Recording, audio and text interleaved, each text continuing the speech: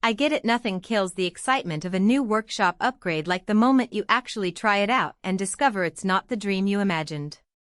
You stare at that glossy catalog photo, picture the perfect rip, the clean cut, the seamless workflow, and then you realize the fence is stubborn, the motor sounds like a lawnmower, or the table just doesn't fit your shop layout.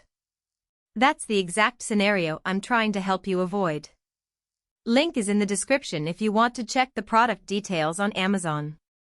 First, let's talk about why a cabinet saw like the SawStop Professional, the PCS 31230 ATGP52, is a different beast than the portable contractor models most hobbyists start with. A cabinet saw is built to sit in a dedicated spot, usually anchored to a concrete floor, and to run long stretches of material day after day. It's not something you haul in and out of a garage, it's a permanent workhorse. That means the decision to buy one isn't just about the price tag, it's about the space you have, the projects you tackle, and how much you value safety and precision over pure portability. Who should seriously consider this machine? If you're a professional woodworker, a cabinet shop, or a serious DIYer who already has a dedicated space for a large format table saw, the PCS safety system and the 52-inch T-Glide Advance Rip Fence are huge bonuses. Those who routinely cut 4x8 sheets, rip large hardwood panels, or need to make repeated, identical cuts will feel the difference in the blade's consistency and the fence's stability. The safety system alone can justify the price for anyone who is ever worried about a slip of the hand. It can literally stop a blade within milliseconds when it contacts skin, a feature you won't find on any standard cabinet saw. Who should skip it?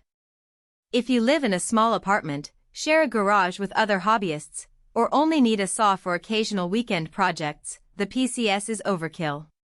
Its footprint, 85 inches wide, 33 inches deep, and 34 inches tall, needs a fairly sizable, level floor area.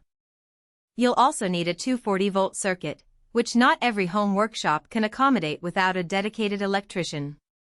Those constraints alone will make many casual makers look for a smaller, less expensive contractor or hybrid saw. Now, on to the real-world strengths that matter after you've unboxed it and powered it up. The biggest headline feature is the SawStop safety system. It works by detecting the electrical resistance of human flesh. If contact is made, a spring-loaded aluminum blade stopper activates and pushes the blade into the tabletop, halting the cut in about 5 milliseconds. In a practical sense, that means if you or an apprentice ever get a nicksaw moment, the blade stops before it can go through the hand. That's not just a safety gimmick, it's a life-saving mechanism that changes the way you approach setup and feeding material. In my shop, the presence of that system actually reduces my hesitation when making tight, high-speed cuts because I know there's an extra layer of protection.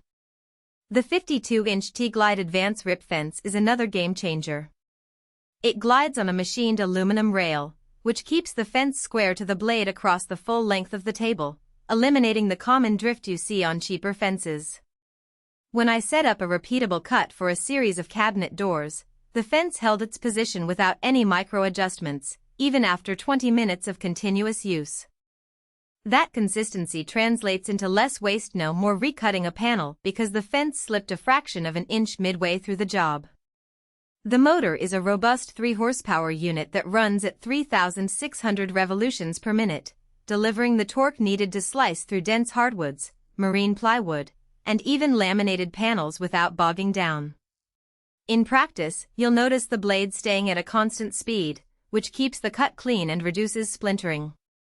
The motor's speed also makes it easier to maintain a smooth feed rate. You can push a 4x8 sheet through the blade without the kind of stuttering that makes a novice stop and readjust.